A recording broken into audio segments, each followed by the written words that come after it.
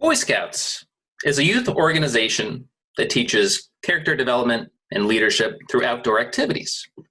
Children start out in Cub Scouts to learn the basics, and when the knowledge permeates and they get older, they transition to Boy Scouts for some more advanced training. Now, since its founding in 1910, there's one thing that hasn't changed: the fashion. For the last 100 years, Scouts has taught youth the key principle to always be prepared. I joined Scouts in elementary school, starting in Cub Scouts, and Cub Scouts is famous for the Pine Wood Derby race of miniature cars. Now, on the surface, it looks like little Timmy grabs his tools and gets to work making his car. In reality, races are won by whoever's father is the best engineer. We were taught to keep a safe distance from one another when using a knife, imagining a blood bubble around us. But instead of calmly announcing one's intent to use a knife, there's more often a lunatic-like shriek of blood bubble! We could afford knives through popcorn fundraisers. Whoever sold the most got an exciting prize of either a flashlight or bug spray. Cub Scouts become Boy Scouts at the Arrow of Light ceremony. You get your certificate and arrow, hoping your name is spelled correctly. Ooh, excuse me. This is Dale, who was my Boy Scout troop leader. Now, if you want to be a troop leader, you must become a master of duct tape and learn how to fix anything with it. I learned about duct tape and much more when I attended scout camp. And even though bears were around, the bigger threat were wasps. My very first day walking to camp, I stepped on a nest, got stung, and was sent to the nurse's office. The nurse gave me a Tylenol, but at the time, I didn't know how to swallow pills. So unfortunately, I went to the trash while I suffered. Our troop had our own campsite area. We slept outdoors in tents, had some hearty meals in the mess hall, and purchased goodies at the general store. We got to choose which merit badges we wanted to work on, and I chose sailing. That'll be fun, right? Or so I thought. First, a little Sailing 101 background to support the rest of my story. We have the bow in the front, stern in the back. Dagger board or centerboard helps with balance. Rudder and tiller enable steering.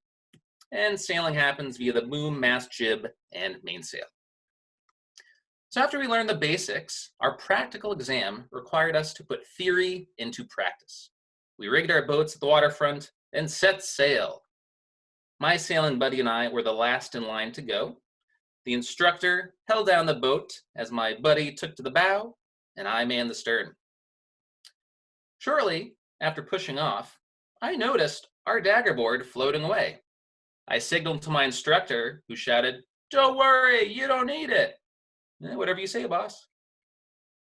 By now, the winds had gotten really mighty and really picked up, and the boats that left first had started capsizing. Well, we started to turn around when all of a sudden, a gust of wind knocks down the mainsail. We got it back up, but somehow the lines got wrapped around the tiller. This restricted our ability to steer away, forcing us to sail farther and farther away from shore. Suddenly, another huge gust of wind, even bigger than the last one, blew by, and this caused the boom to swing around so fast that it smacked me across the chest with enough force to flip me over the stern, and I plunged into the drink. When I surfaced, I realized that those same lines were hooked onto my life vest, so the boat was dragging me through the water. I managed to unhook myself, and the boat sailed off into the distance. It took a while to swim towards the boat because we had drifted very far from the designated sailing area. It was a really big pond.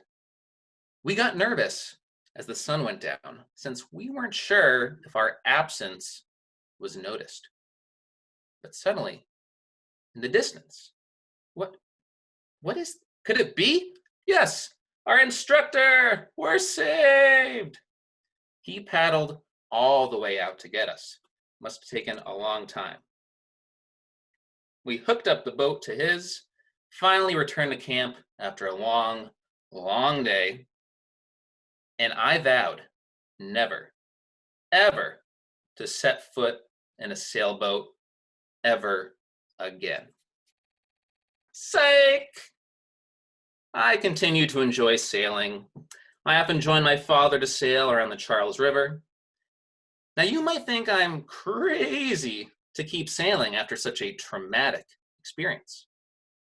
But remember, the whole point of Scouts is to learn how to be prepared. My Scout sailing saga taught me how to remain calm under pressure. I continue to benefit from this skill every day. Now, what about you? Have you ever stopped doing something you loved because of just one bad experience? Consider giving it another try. You owe it to yourself. After all, you can still run a tight ship, no matter how rocky things get. Thank you.